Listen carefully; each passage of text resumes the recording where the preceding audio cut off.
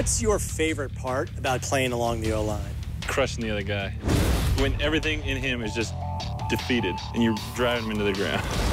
Being relentless, and that's kind of the way I like to play. To test how Nate Solder takes on defenders, we'll have him attempt to stop this 300-pound heavy bag as it comes swinging straight at him. 3, 2, 1, go! Nice, nice, get it. Boom! Nice. Solder shuts the bag down cold, absorbing over 2,700 pounds of force without giving an inch. That's comparable to stopping a blitzing Brian Urlacher dead in his tracks. Since an O-lineman has to be mobile in order to execute the NFL's sophisticated blocking schemes, we've created a pulling test. You're going to pull down the line and just slam right into our dummy. I can do that. You can do that. I can do that.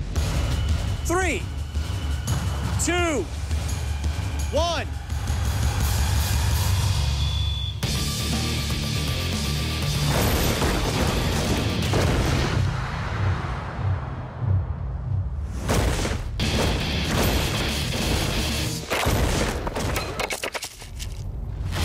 Solder breaks the light trigger in only 0.8 of a second, changes direction, and covers 5 yards in barely over 1 second.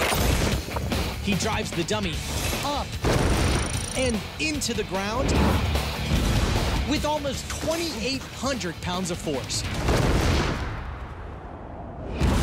As strong as hits we've measured by Dwight Freeney.